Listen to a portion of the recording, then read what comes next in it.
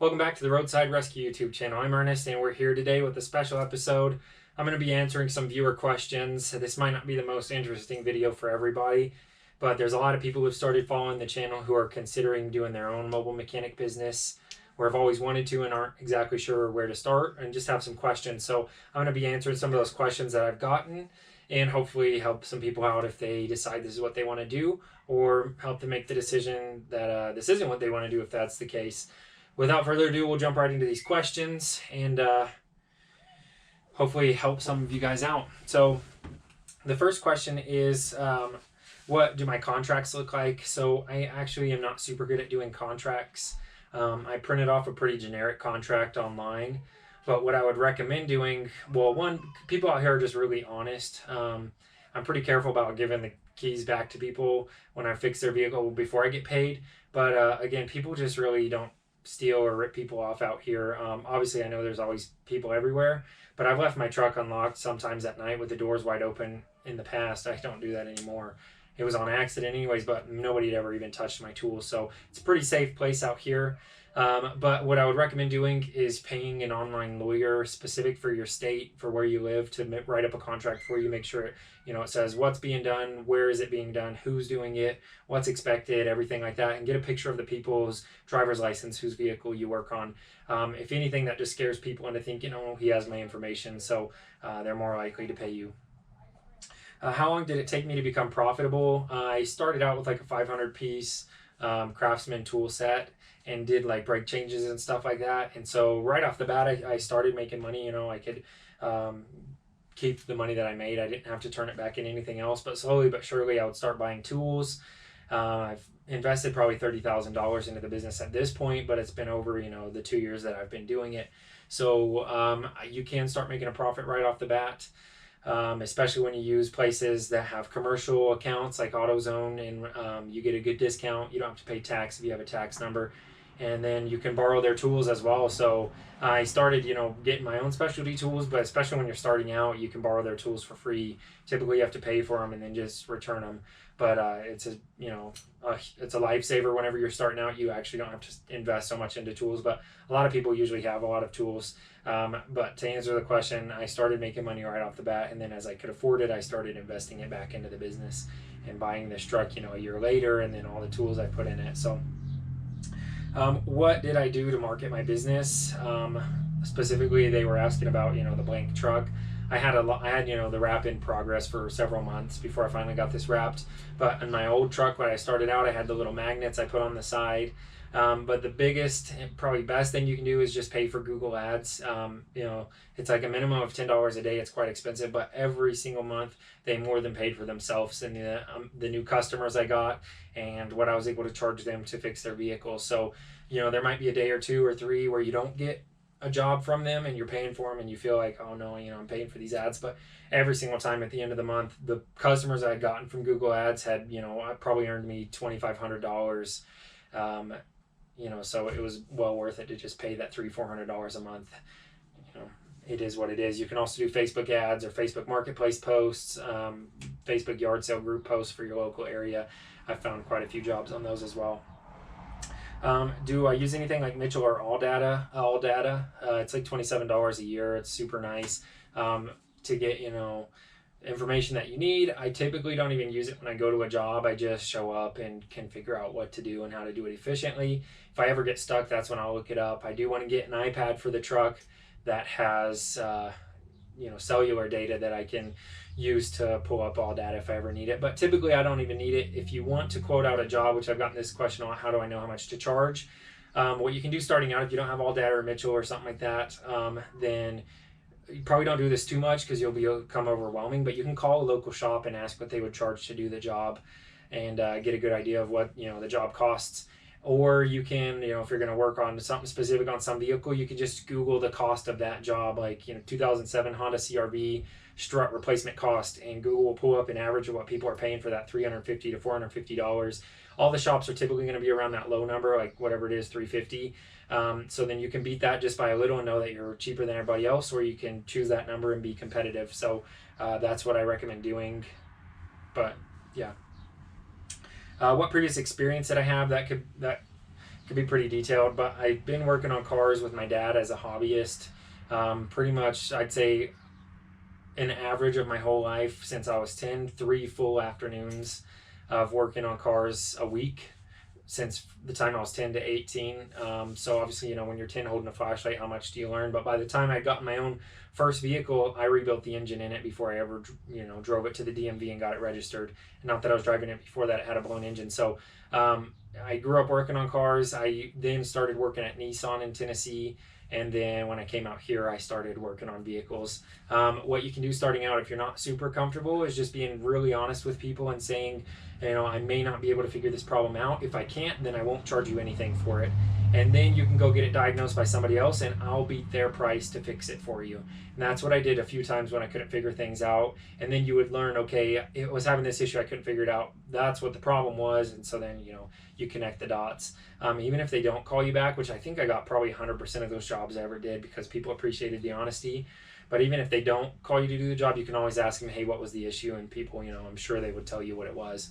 So, the next question I have is how do I go about finding information, all data? Yeah, that's the same one. This is from a different viewer. They have a couple people have sent in lists. Google Ads. Again, they were asking how I advertise. I don't do that anymore because I got the number on the truck and I have a big client basis out here. I get a lot of referrals.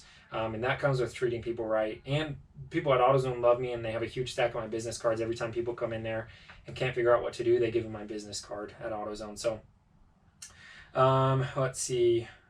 What steps would I recommend to take investing in the direction of becoming a full-time mobile mechanic? I started out in my little truck, and so I just got a toolbox that would lock up. If not, just be willing to haul your tools inside every night when you're done with them and lock them up so somebody doesn't steal them. But really just, you could probably do most things you need to do in just a little car. And even in this thing anymore, I don't do engine swaps just because it doesn't make sense. So pretty much everything I do, you could do out of a smaller vehicle. I bought this specifically because of the amount of room inside of it to store stuff. I can walk around. I didn't want I could probably put close to the same amount of stuff in a minivan or something, but I couldn't be in there amongst my tools. It wouldn't lock up quite as secure where these have, 7-pin office locks on the back door, locks up the front door, and then both the other front doors. So there's a ton of security in here.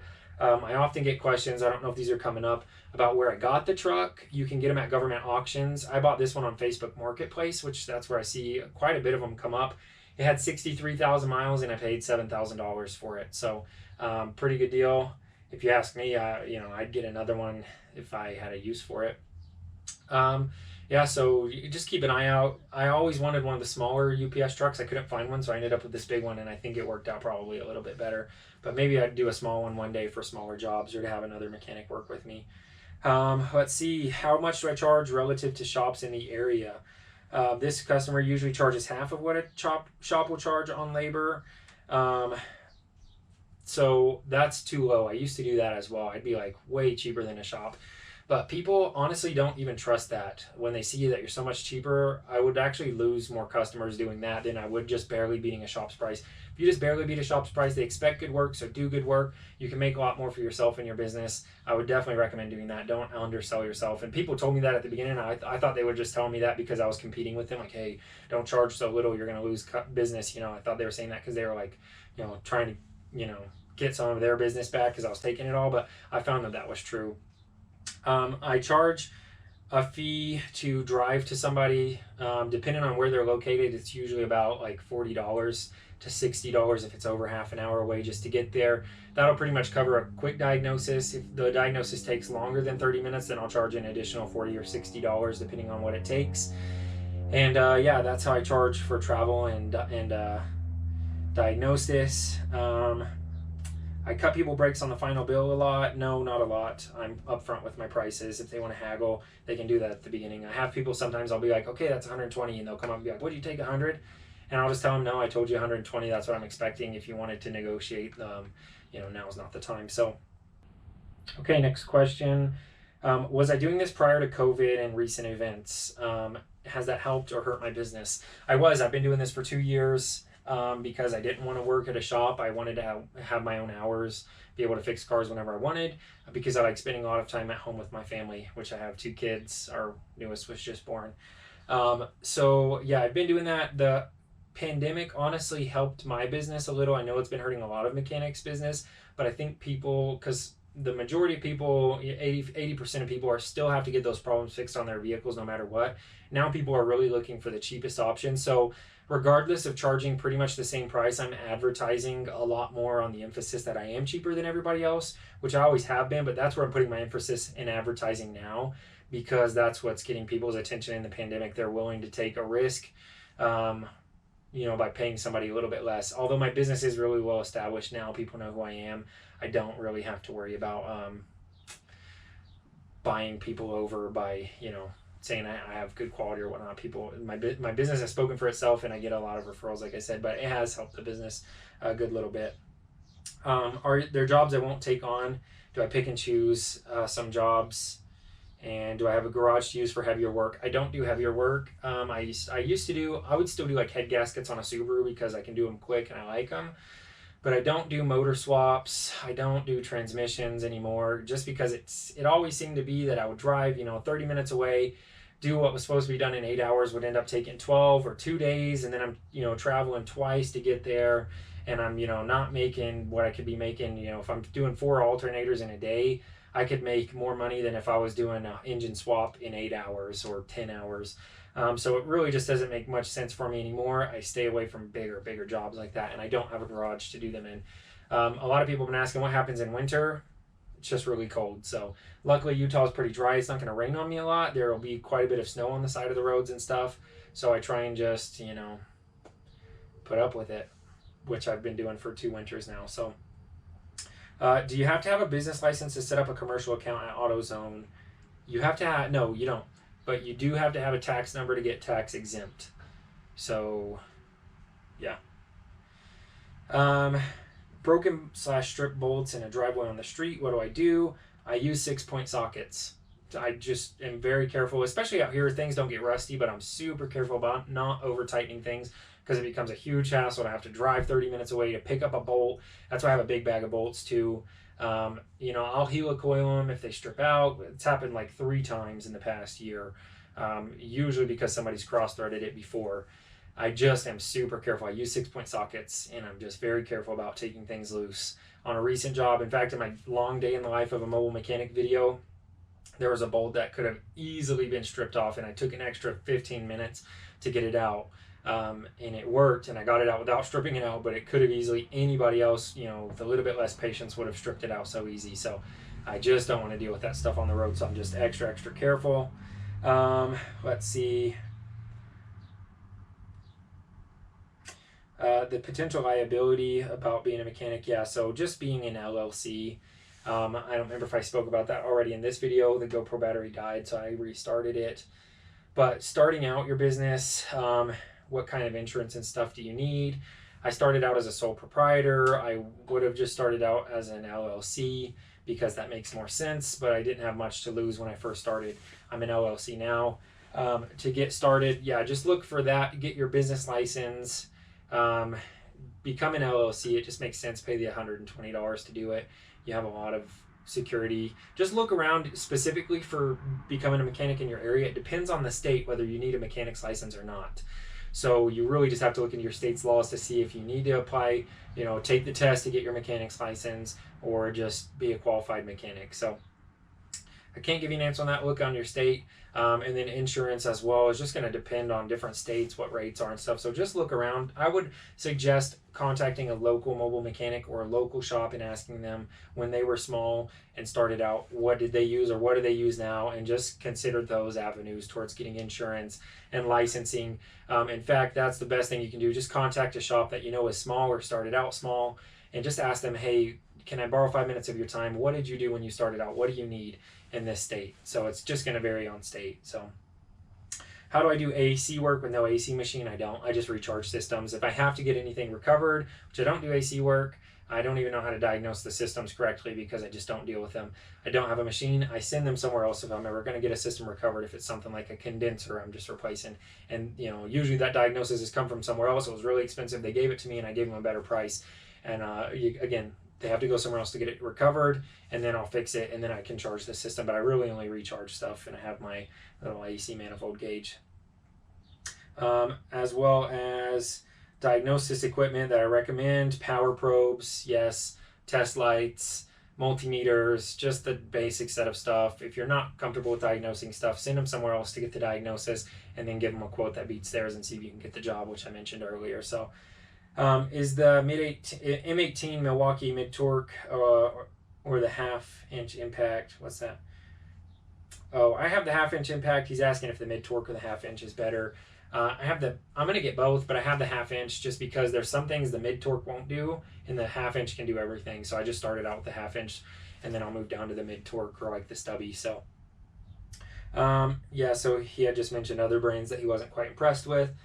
I like Milwaukee. I have dabbled earlier in a few other electric tools, and I just wasn't impressed either. So I've stuck with Milwaukee because they're all interchangeable. I'm just going to stick with Milwaukee, so feel free to sponsor me.